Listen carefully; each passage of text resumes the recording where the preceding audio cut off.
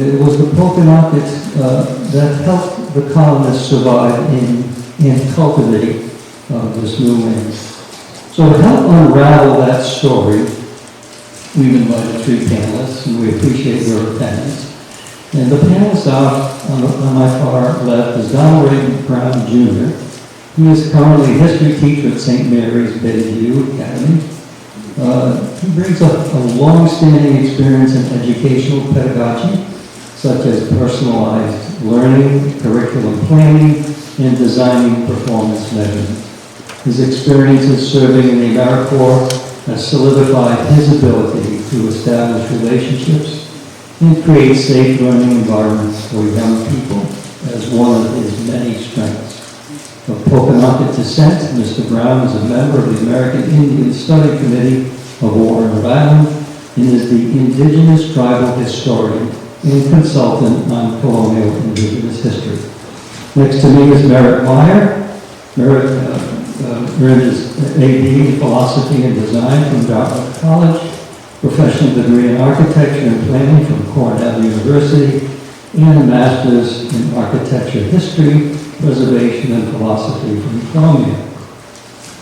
He has practiced professionally in architecture, planning, and preservation since 1973. After designing and developing several large preservation and affordable housing projects in New York, he and his wife Susan moved to Bristol.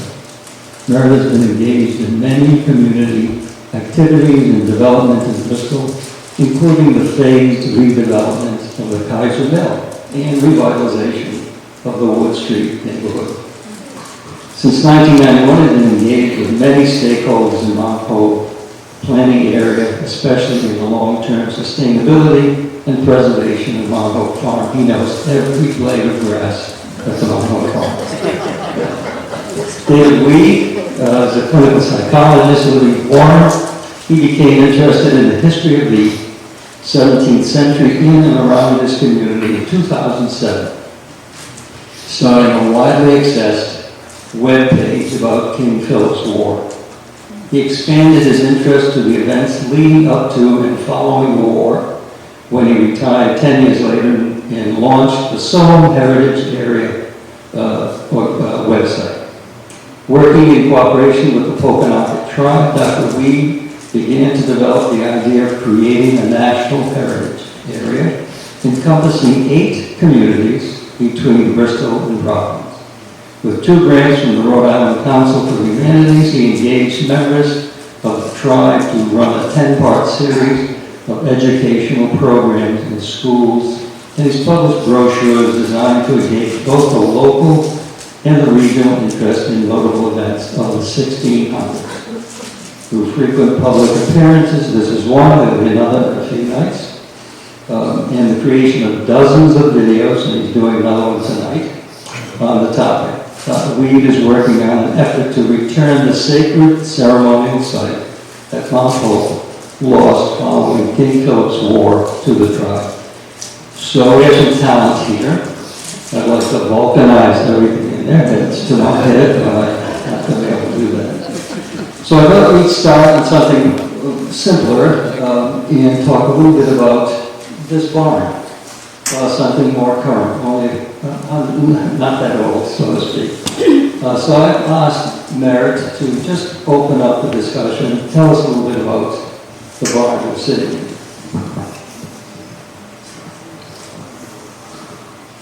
The barn was built around late 1850s, early 1860, just before the Civil War. It is one of the nicest barns in Rhode Island, but it also served as a kind of prototype for other barns. The floor plan is approximately 40 feet by 60 feet, so it's a generous area. And I wanted to show another. Some of you might recognize this. It looks like the twin for this barn, but it was built 50 years later. It's the Colt Horse Barn, the late Colt Horse Barn. sad to say, in their wisdom or whatever, DEM was put in charge of this barn and the other buildings at Cole, and they neglected it, and about 2 months ago it was knocked down, which is doubly unfortunate. It was a lovely barn. It was used in recent years, but most of the structure, even though it had been badly neglected, most of the structure was salvageable, and a few of us hoped to put it on the foundation, here at the farm. The only thing that the state decided to save, the weather vane. Too bad. There was some wonderful hardware that Holt had put in there, but all of that is in Johnston or wherever the buildings is building. They're happy, eternal rest. And the property here has been used for agriculture for hundreds and hundreds of years. And although the English decided early on to use the farm for agriculture, that wasn't new.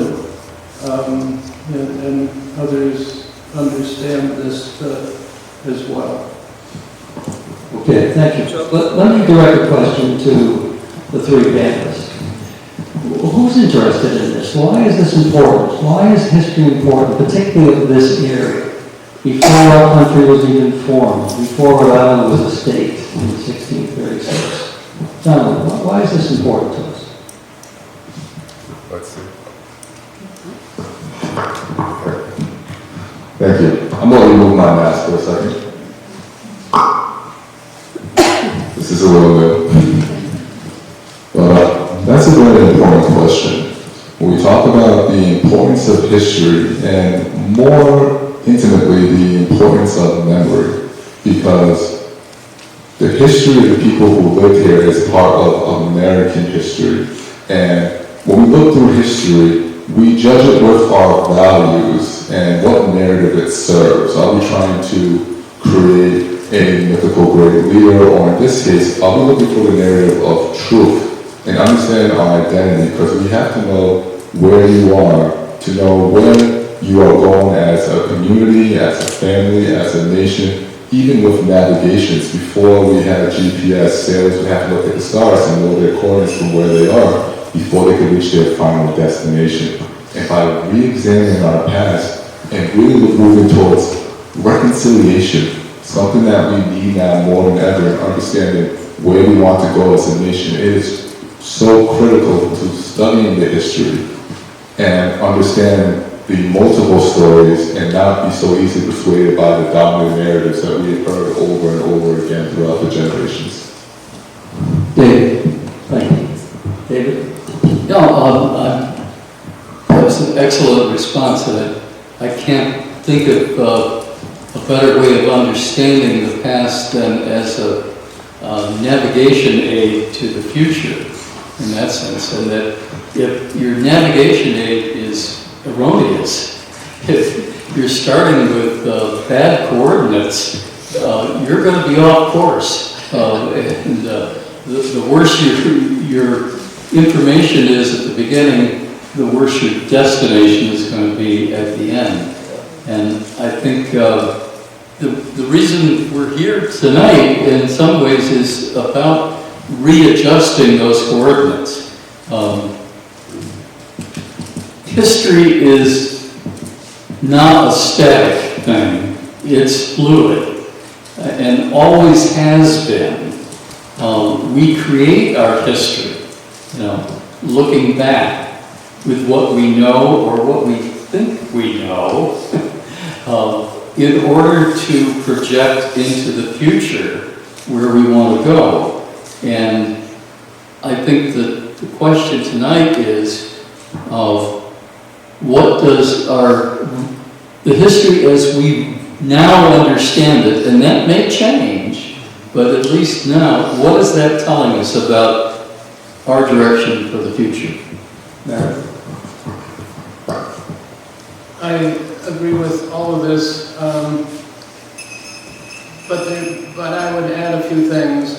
History, we all have histories. History is gappy. History tells certain details, it omits things as well. You're a doctor. You could have the history of your heartbeat millions and millions of times, and so what? On the other hand... Wait, that's my heart you're talking about. Yeah, exactly. It's of no interest to anybody except one or two people, perhaps. On the other hand... Shut your mic off. On the other hand, if you have a major event, that event would be of interest to several people, I'm sure. I agree, history is evolving. We all have different interests, and sometimes we will fill in gaps. What is of interest to some people is not of interest to other people. You get fine-grained histories, but you also get histories that are very specialized. I've done a lot of work in architectural history,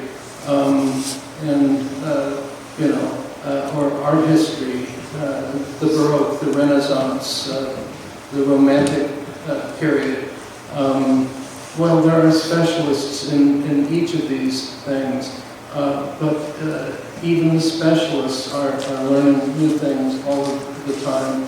And there's a question of balance. Many of our histories are incomplete, unbalanced, they're gappy. And so it's nice to fill in some of the gaps. Good. Great, thank you. Thank you for those answers, that was great.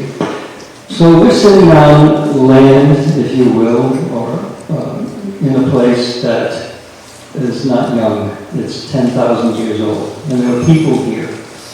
Who was here? What was it like 10,000 years ago? How do you picture this place without the barn, without the buildings? Donald, you want to start that?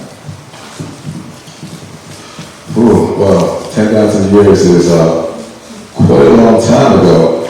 But I think we can start with thinking of what this place was like before the year 1620. Or before contact with Europeans. And again, going back to that narrative of the past. And understanding that this land right here was called Solmes. That there's this narrative, the New World was vacant territory and there was no one there, and that justified colonization. But the reality is that we had a history here in Solmes, which was the heartland of the Pokanoket people. And we have to reevaluate our borders for what that means. When we hear Solmes going against the narrative, when we think of indigenous people, we think of a village or a small community. We have to think of these places as nations, and Solmes was a countryside full of people. So I can only imagine if we were here in the year 1600 or the 1500s, there would have been people here. There would have been families and communities, not English, but still. There would have been settlements, you would have seen smoke and fire, you would have heard music, there would have been holidays and celebrations. There would have been also, with that joy, sorrow, there was still conflict here, but it was local conflict between other indigenous people, there were rivalries. But it was a world all of its own, but in the same way, not too similar or not too different from the world that the English left behind in 1620 as well. This was a home to our people. Solmes means land and clearing, and the Pokanoket people are the people of the early light.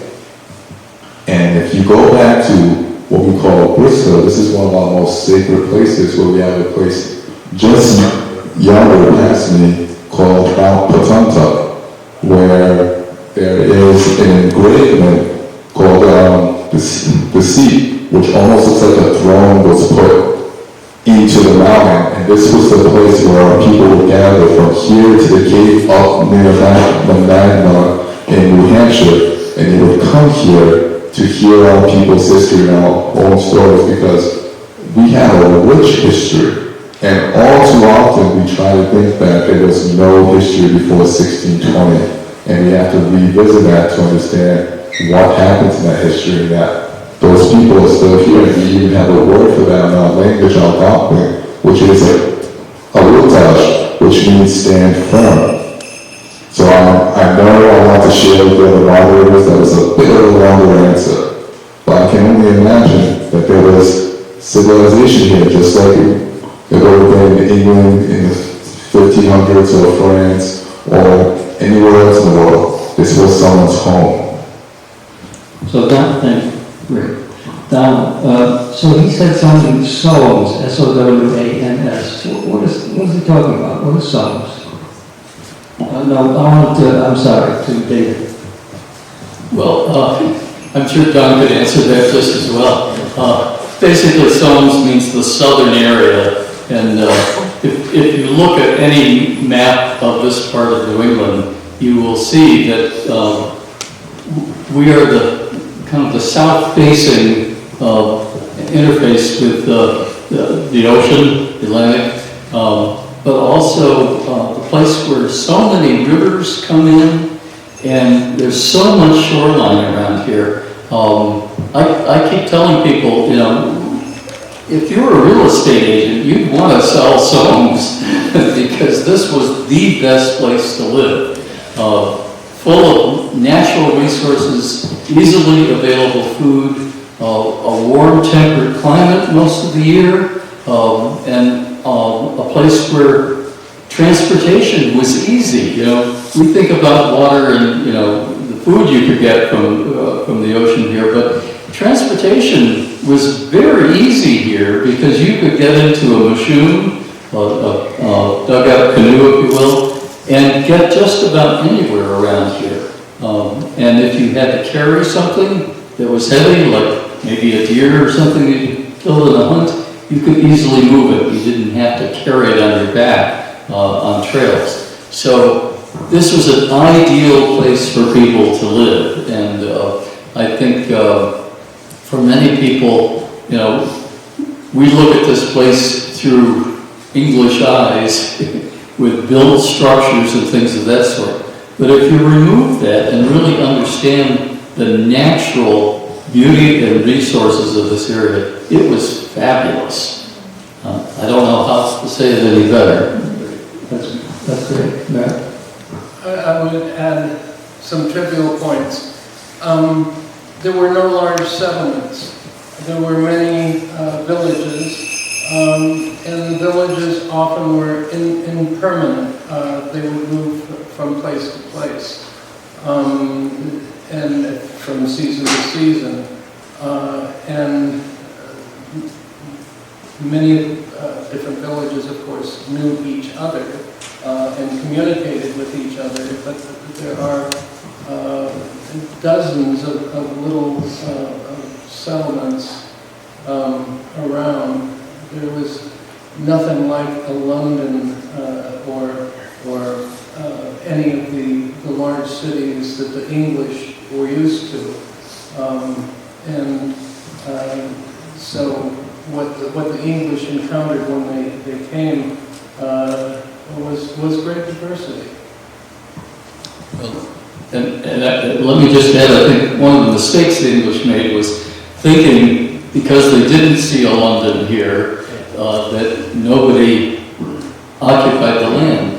But maybe you can fill in why that was so different. Absolutely. It was definitely not just two different people who would eventually come here, but two different cultures and conceptions of how land was used. And while we like to keep the conversation in New England, you must go across the Atlantic Ocean to understand the situation in England in the 17th century during the land enclosure movement, where the common land was being enclosed by wealthy lords And the common people had nowhere to live, and so this idea that the only way to protect yourself and your progeny was to have your own land. And when these English settlers would try to have a new life and come to the Americas, the idea of private land ownership was brought with them. And this idea that you didn't actively fence off a stake of land for yourself exclusively for you and your heirs, then that land was vacant, was alien to us because the land had many purposes and was shared by the people. There wasn't just one person who could own it because you couldn't create land, so how can you partial it off to others? And so there was that divergence there that when the English colonists would come here and the idea of using land in common conflicted with their concept of private land ownership. And here were the first seeds of eventual conflict that would begin to rise in the generations that would follow 1620 with our peoples.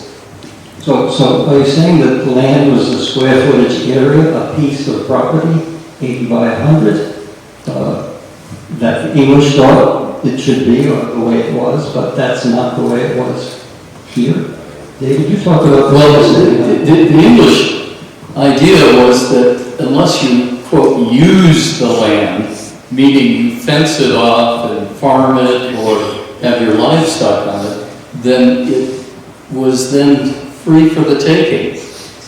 Whereas the whole concept of the people who lived here for successfully, I point out, for 10,000 years without mass starvation or other problems that we have any knowledge of, that system of using what you need and taking no more, okay, was usurped by the English notion of take what you can and possess it and drive everyone off of it. I mean, two completely different understandings of your surroundings.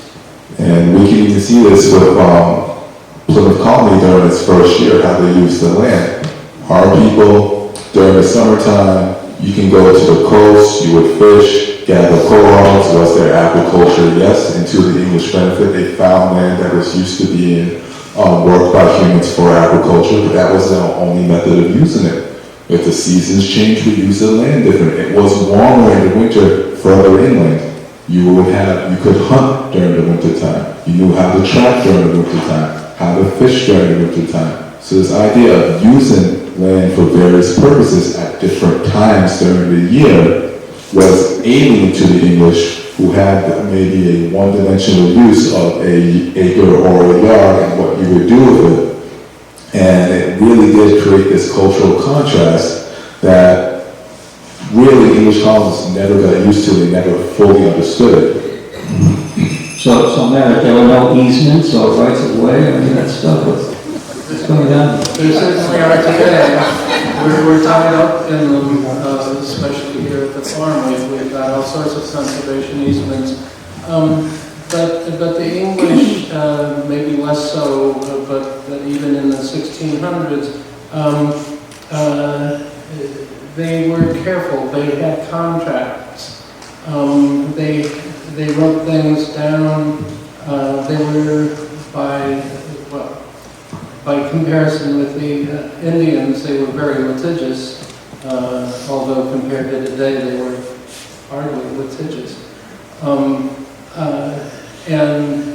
There were agreements, written agreements, between the Indians and the English, several of them, and it's not very clear that the contracts that the English drew were well understood by the Indians. What is also clear is that the English did not abide by the contracts they drew, and also that they expected the Indians to abide by them. I mean, it was all quite one-sided. So let's get to 1620. So now, so there have been a lot of people here before the Pilgrims came here. Verrazzano came here, Vespucci, Bloch, Adrian Block of Block Island fame, came in 1524. So now in 1620, the Pilgrims land with great hardship, losing many people. And Massasoit seemed to be a great leader and very knowledgeable. He knows something's going on. So tell me about his relationship with the Pilgrims. How did he figure this out? How did he come to the first harvest? And what was that relationship in Plymouth in 1620? I'm more interested. I think as we tell the story of 1620, I think you need to tell another story of the diplomat Massasoit Olseniquin was, and we have to understand what our people were going through at that time. Because prior to 1620, there's a time called the Great Dying, where interactions between Europeans and the indigenous people led to exchange of microorganisms and bacteria from Eurasia that our people just had no natural immunity to, and it was absolutely devastating. And we see this play out all over North and South America and the Western Hemisphere, whether it's Cortez and the Aztecs or Pizarro and the Incas. We know that this wave of disease wiped out the majority of the indigenous population, even before Europeans arrived. And that was very much the case with our people. And Massasoit Olseniquin was in a position where he was dealing with a plague on one hand, and on the other side, his enemies, the Narragansetts, who were a more inland tribe, were not affected by the plague as of yet. And so they were pressing their advantage against him, and he was on the run in the camps and pushed back. And so he was now fighting a defensive war against the Narragansetts. And we have to understand too how plague changes a society, and I guess it's almost contemporary. We're thinking about today's pandemic with COVID, how even here, how our government's handling this incident has undermined the institution of government and authority. Can you imagine how a government could survive when you have not 1 or 2% of the population succumbing to a horrible epidemic, but the majority of the people, entire communities and families wiped out? And this understanding of how could this one man hold his domain together when he's facing war and disease simultaneously, and now these strangers show up on his shore, one of his deserted settlements, and he knew who these strangers were because his people up on the Cape, the Nauset's, already made contact with them. And that contact was not friendly for good reason, because the English had come in the past and taken our people as slaves. And when the Pilgrims first came over, they were raiding, because they were desperate for food, but the Nauset's interpreted as raiding their food source. And so we were well aware of them even before they came to the shore. And you have to wonder, what advantage, or why should I allow these people to settle here? And the fact that he came with a peace treaty and finding a way to have some common mutual benefit by having there, how do you turn a negative thing into something positive? And that's just trying to understand the master diplomat that Olseniquin would become if we understand Plymouth Colony in his first few decades, but also the situation of the Pocomoke people, how he was able to turn a very dire situation and work it to an advantage where he became the protectors and, to a sense, allies with the colonies during their first year. And I always wonder how different the situation would have been had our people not experienced that pandemic. And there would not have been vacant land to create that opportunity. The American population, but smallpox, cholera. Yesterday I heard that it might have been leptospirosis. Suffice it to say that I don't think anybody really knows, but it certainly was a plague on the Native Americans at the time. So take it forward now. What is this harvest about, David? Well, maybe you'd like to add too that Olseniquin had to handle some politics among his own nation. Oh, absolutely. Not all those people agreed with him in terms of letting the colonists stay. And as much as the peace treaty in 1621 was important, had it not been for when he was ill in 1623, when Bradford and Winslow came to nurture him back to health with chicken soup, I believe. They didn't get the chicken in time, so it was just jelly. But Olsen said, oh, now I know I can trust the English, they love me. And he told them that some of his people were planning on attacking them. And of course, some people might think in history, well, if Massasoit said don't attack, why would they do this? Well, again, we have to talk about this idea of how a play can weaken one's authority, and you can only do so much for commanding someone. And Olsen was not ready to fight his own people over Plymouth Colony. But after seeing what Bradford and Winslow did for him, he was willing to warn them that some people weren't going to listen. And it was very important, and he continued, we have to understand, to keep his word and defend Plymouth Colony up until his death in 1661. He continued despite his own people saying that we should be rid of these intruders. He held on to this idea that there could be some form of mutual understanding and harmony between our two peoples. And we have to remember there was a generational change over that 50 years. The Osanequin who made that original treaty was faced with younger people never having experienced some of that. And as Winslow's son, Josiah, takes over, and now Philip is left with leadership after 61, things are very different at that point. You had many more English people here, most of whom did not recall the help and assistance that they got from the tribe when they first got here. And I think, when people forget their history, things change. And So he's now a politician, if you will. He understands something's changing here. It's been going on for a long time and isn't new. He's got threats from all over the place. So let's get to this business of harvest and Thanksgiving. So I hear people say, we had a Thanksgiving here, right here, on Mount Hope Farm, Merritt. Did we really have one of those things with a turkey and sweet potatoes and all?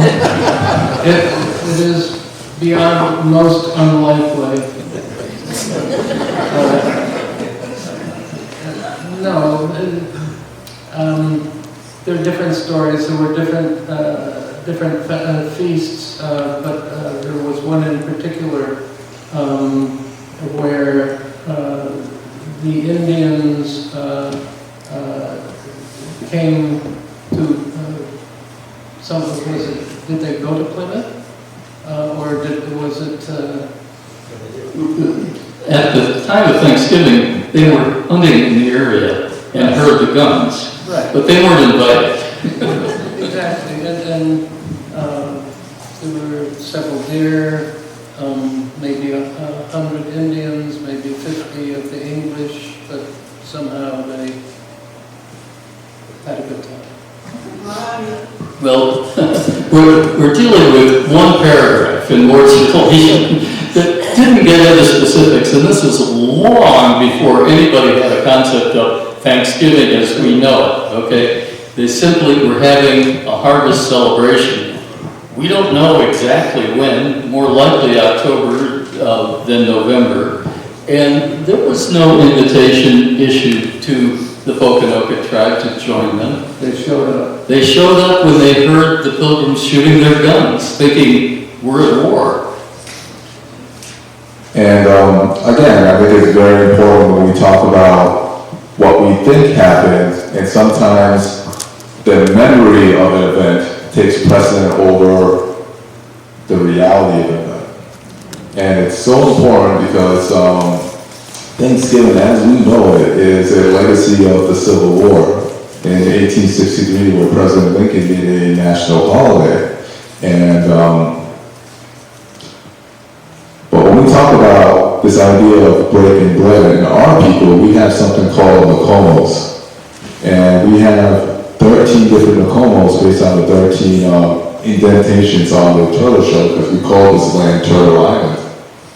And each Nokomo had a different significance. There's the harvest Nokomo, which is in what we call now October, strawberry Nokomo, green beans Nokomo, maple syrup Nokomo, cranberry Nokomo, each one with a story and a value and a celebration.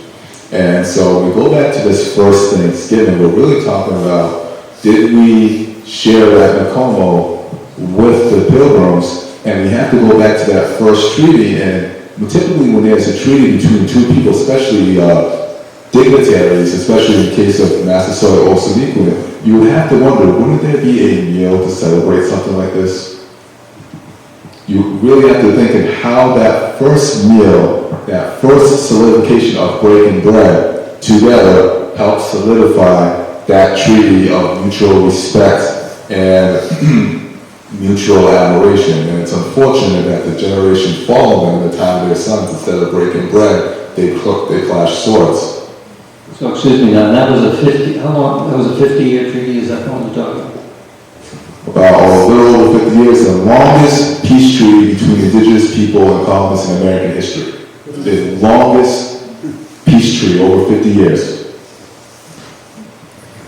Meanwhile, the English continue to come and foreigners continue to come. We have to remember too that treaty was with the English separatists, the little group of people who left screwy England and went over to Holland, pardon me, and got fed up with their kids turning Dutch and decided that they were going to come here, because there have been reports that there was a possibility of settling here, particularly in Virginia, which is where they were headed. So overall, their efforts were very specific in terms of creating a society, almost a cult, if you think about it, that was based on their understanding of the Bible, the New Testament in particular, and how they were going to do society in the right way, not the way it's done in England. Well, they get here, they have a horrible time, half of them die.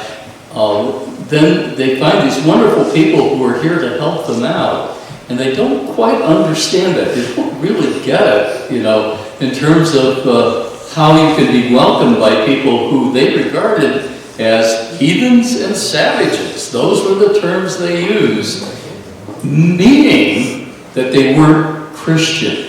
That was the way the world divided. This is not a racial thing. This is the world divides between those who are Christian and those who are not. And correct me if I'm wrong, there wasn't any interest on the part of Osanequin of converting here.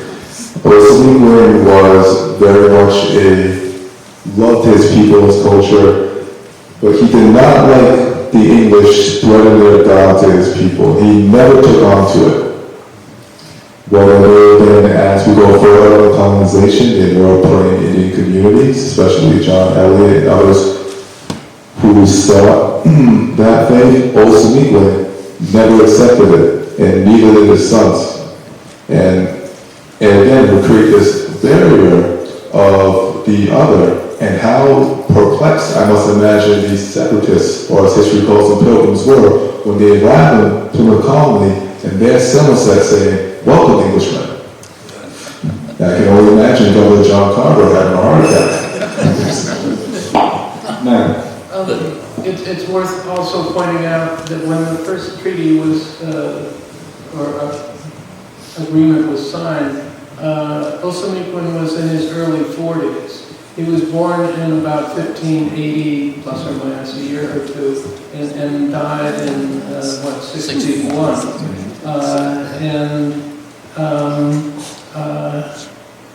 Although things started off in a sort of skeptical way, the English really took advantage all the way along. There were new agreements between between the Indians and the English, where certain lands were sold, but every time the English sort of took advantage, and you can understand why frustrations grew within the different Indian groups, and by the time the guy named King Philip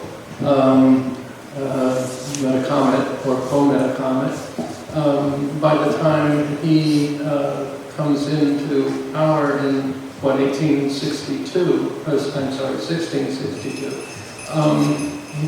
63, he's in his early 40s, or just about 40, and by this time, the friction is getting to the intolerable point. Absolutely, we have to go back to this idea of good faith, because that friction even goes back to the earliest days of Plymouth Colony with Tisquantum. And what we often hear about is how he was sent by Massasoit Old Siniquin to help the separatists develop their colony, teach them our ways of agriculture so they can live off the land. But what we also don't know is that Old Siniquin did not trust him, because Tisquantum was mighty ambitious, and he recognized that his command of English could be used to make his own power base here in New England and undermine Massasoit Old Siniquin. So he had someone else watch him named Havelock. And part of that treaty was that we were to govern our own people, and the law was to be applied separately to our own people if the law was broken. Sounds fair.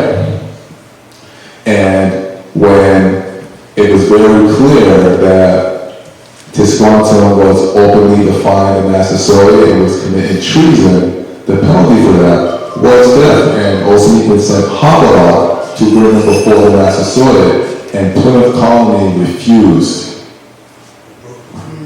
So, going back to the earliest years, this treaty was broken. So, time and time again, as we go through this history, this relationship is strained. And no doubt his sons took notice of this as they grew into manhood. His first son, Ram Sutter, which was the designated heir, the one who would be signing treaties with him, the ones that other people in our nation recognized as the next leader. The English feared him because, again, going into that next generation, they had a different priority. You had a generation on the Pocomoke side who are grown up seeing more than land disappear, who the plague is still affecting our people. Others are abandoning their culture and heritage, and they're joining these English-playing Indian communities, where they're not allowed to pray to their God, and they're not allowed, or they're not encouraged to speak their own language, and they must wear English cloth and clothing and cut their hair a certain way. So you're feeling attacked on all sides. And on the other hand, you have this new wave of English colonizers. Like Dave said clearly, the separatists were a very small group. And this bigger wave, particularly Massachusetts Bay Colony, had a much different agenda that went towards private land ownership and as much land as possible. And after the death of Ram Sutter, Massasoit met a comet, or Poe met a comet, which history knows as King Philip. He was still relatively a young man. He wasn't supposed to be a leader. That was his brother. And he found himself in a situation where, how long can I continue to honor my father's legacy of peace when everything I see around me is falling apart? And in his time, you have to think the situation was reversed. Because when his father came to Plymouth Colony in 1620, it was his people who were the protectors of the colonists. But by the time, a generation later, when his son, Menachem, came to power, it was the indigenous people, the Pocomoke, who were almost strangers in their own land and felt encroached on every side. It's just how quickly things can turn. As that power situation changed, so did just the blatant in the treaties the veneer of equality disappeared. You can pretend when there's an equal relationship that you're not trying to get something out of the treaty, but when we start going into, when Philip was brought back to, called into Taunton, and before in the 1660s to testify, and he was a sovereign in his own right, what right, going to that treaty again, our people were supposed to govern themselves by their own laws, and increasingly, not even the monarch of the land, Philip, was allowed to abide by his own law. He had to come and respond to English laws for accusations made against him by Englishmen. So we've seen the increase as time progressed, the deterioration of this peace treaty, and how strained it would be with continuous generations. And the breaking point many people write about is the death of John Sassamon, who was a praying Indian who was found beneath the ice, and the presumption was that he was murdered. And the English decided to try 3 native men. That's against the original agreement. The tribe was supposed to take care of their own. And here, this was clearly broken, and only a matter of months, really, before the outbreak of the King Philip War on that. An important point that just supplements what Don was saying is that Wamsutta was in his prime, probably in his 40s. He was in power. He received power before Osinniquin died a year or 2 before. But he was in power for 2 or 3 years. He died under very suspicious circumstances, probably poisoned by the English, and this only aggravated the situation. So by the time King Philip takes over, there's a lot of resentment here. Okay. Hard to believe that 15 minutes has gone by and it looks like we go to the middle of tomorrow. So, let me just, I want time for questions from the audience. So I want couple sentences from each of you. So how do we send a message? How do we send a message of the importance of history?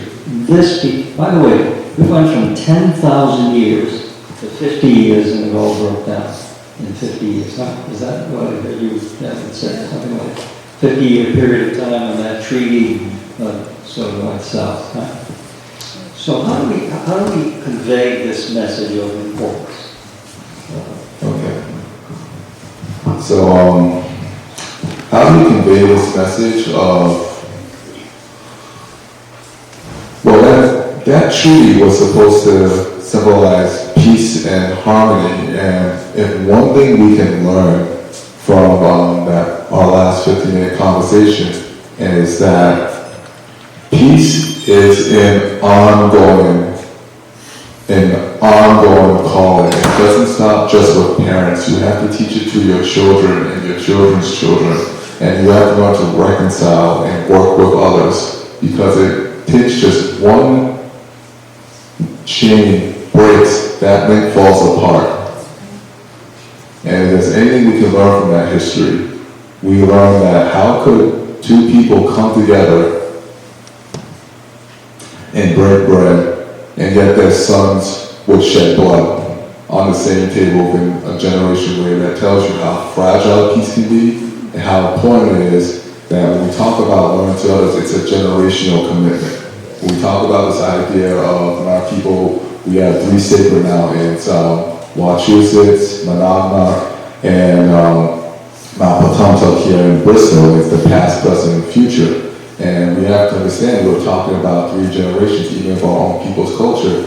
We're not just talking about who we are the past, but where we're going, our future, and why we must install our values and what we want to see in those that come after us. If we want to get that continuation, going back to the beginning of this conversation, you have to know where you are before you can see where you're going.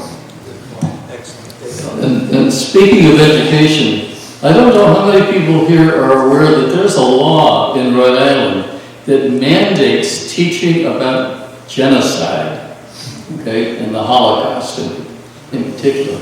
And when I first saw that curriculum a year ago, I said, you've got Armenians, you had the Jews after during World War II. Where are the Native Americans on this? The first genocide in America took place right here, okay, right here after the King Philip War. It was a systematic effort to erase a culture, okay?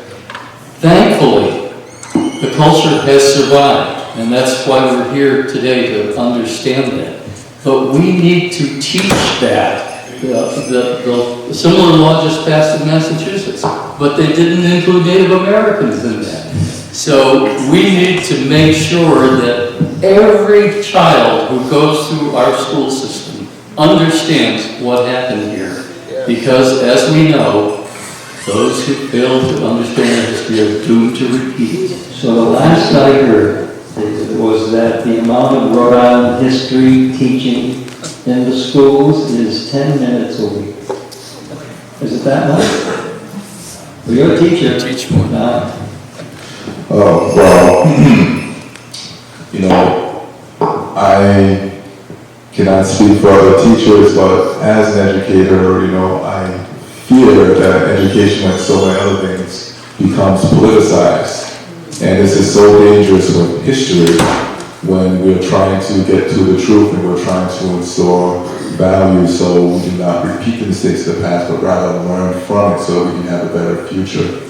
And I think that's why it's so important to really, as communities, support your school district, take a part of democracy is having a say in what goes on in our society, and really think about what goes on in our schools, what's being taught, and really having the courage to ask questions, because that's how we learn. And we're scared, and we're living in a world where we're scared to ask questions. Well, that's a reality check for what kind of society do I want to live in, what kind of society do I want my children to live in, if I'm afraid to ask these questions and what's going on in our school, and why we're not learning about the history of the people here. I thought your question, where do we go from here, was excellent, and the answers to date have been excellent too. I would just add, we've got to listen to each other, but it's not just once or twice, it's a process.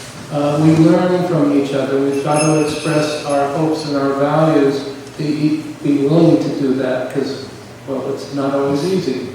But we have to learn to do that and seek out what other people are thinking, what other people want, and it should be a dialogue, and that's, I think, how we do this. So I hope this experience was as good for you as it was for me. I've learned a lot, appreciate a lot about what has happened right here on this land. So it's an hour of one. We could continue for a long time, as I said, but